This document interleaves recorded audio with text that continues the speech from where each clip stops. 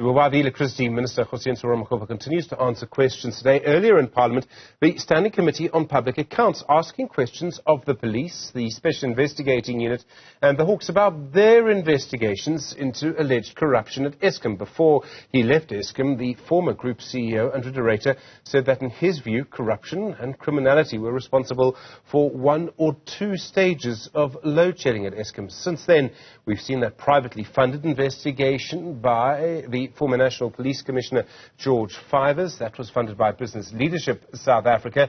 Lots of claims around that. And we've seen all sorts of claims and denials about corruption at Eskom. Karam Singh is the Executive Director at Corruption Watch. Karam, good afternoon to you. There's so many claims around corruption at Eskom. And the key thing now, and this is obvious, is the response. The police top management say they're working on it. Do you get a sense they're working on it? Even the SCOPA chair, Mkleko Klengwa, says he doesn't really feel that they're proper investigations. How do we interpret all of what is going on?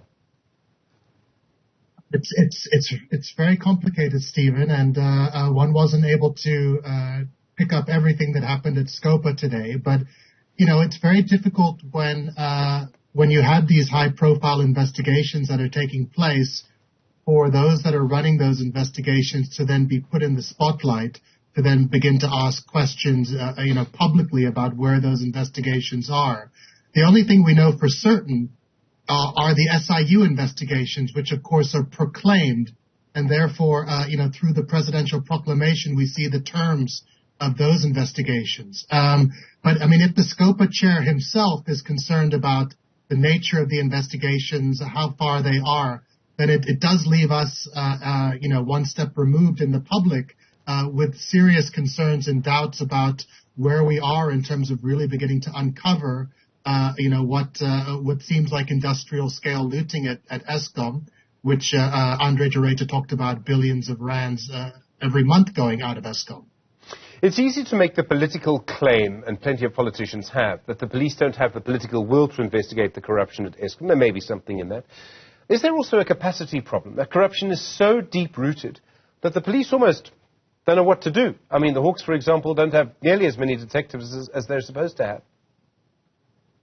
I think there's no question that we have serious capacity problems at the highest echelons of the police when it comes to investigating a complex, syndicated criminal activity. I think the one agency that's provided a track record of doing these types of investigations is the SIU, but the SIU's investigating powers only go so far as civil law. So in terms of the criminal investigations and the capacity to do these, we saw in the New Lane dismissal case recently, the police come in for heavy criticism for the nature of their investigation, which the MPA relied upon to then bring that case before the court. So I think we're right to flag, continuing capacity issues, whether it be at the prosecuting services or at the highest echelons of the police. The NPA wasn't at the meeting today. Maybe they'll say it's a little premature for prosecutors to be involved, but we've seen quite a few prosecutions of corruption at Eskom already. Would you have liked to see them answering some questions today? Absolutely. We know that, we have this huge accountability deficit, that we've had the significant public disclosures about what's happened at Eskom through the Zondo Commission. We've been told that the idea is following a model of a prosecution-led investigations. So it would be important to know what's happening in terms of where the MPA is with their prosecutions, the confidence they have in terms of the cases that they've enrolled, and whether we can expect to see additional prosecutions being enrolled by the MPA in relationship to Eskom. I think those are fair questions for SCOPA to interrogate. There's privately funded investigations. So what we know, and Business Leadership South Africa confirmed this last week, they spent 18 million rand, their money. They gave it to a private organisation. It's run by a former National Police Commissioner, George Fivers. He compiled a report. There's a lot of controversy around the sort of chief investigator, a man called George Oosthuizen, who we understand played quite a significant role during apartheid for the apartheid government. But essentially what we have is a private business organisation funding and I've never heard this before, funding an investigation into a state-owned entity. How do you feel about that? It's very problematic, Stephen, and it's concerning to see, the former chief executive of Eskom go before SCOPA and it almost felt like he was kind of blowing it off as something which was irregular by saying, well, it wasn't paid for by taxpayer money. But, this is certainly not the way that we want to see syndicated, organized crime, corruption investigations proceed. We need to be able to establish the legitimacy, whether it be at the highest echelons of the police, whether it be at the SIU, whether it be a new agency under the mandate of an independent anti-corruption commission to take forward these investigations. Once we see an expose from Jacques Poe, questioning the bona fides of the investigators, then, it just casts so much doubt over the information that came through those investigations and the extent to which they were relied upon by Eskom leadership to make different plans. So it's not an ideal situation. It's not the kind of situation that we want to see. We want to see legitimate, independent investigations executed by our police with the confidence that they have the capacity to drive those investigations into consequences. And we at the moment we don't see that. I hate to say it, but I think there's so little confidence in the police that big business will probably do this again. Maybe not an SOE, but they'll basically do their own investigations into crimes because, for example, you can imagine being a big business, someone is killed, maybe one of your top managers is killed, this has happened by a construction mafia. What else do? You want to go and find out who did it yourself.